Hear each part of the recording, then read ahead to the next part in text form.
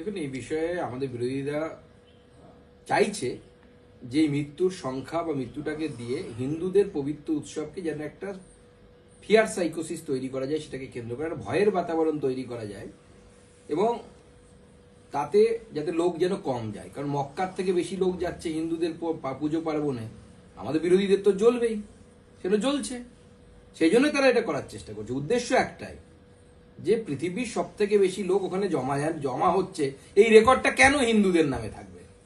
এই জন্যই অখিলেশ প্রসাদ যাদবের বুকে ব্যথা, মমতা বন্দ্যোপাধ্যায়ের বুকে ব্যথা, তৃণমূলের বুকে ব্যথা। কিচ্ছু লুকোনোর বিষয় নেই।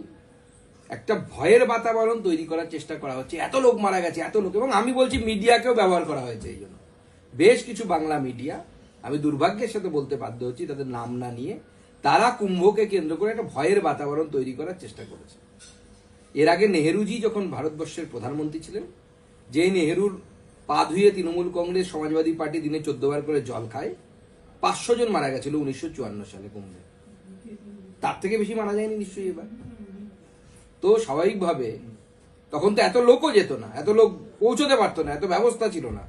এখন এত লোক গেছে, তো দুর্ঘটনা ঘটেছে, কিন্তু হিন্দুদের এই মহা পার্বণকে কেন্দ্র করে তৃণমূল কংগ্রেস এবং আমাদের বিরোধীরা, যারা প্রো ইসলামিক দল, তারা চেষ্টা করছে যে একটা ভয়ের বাতাবরণ তৈরি করার জন্য। সমাজবাদী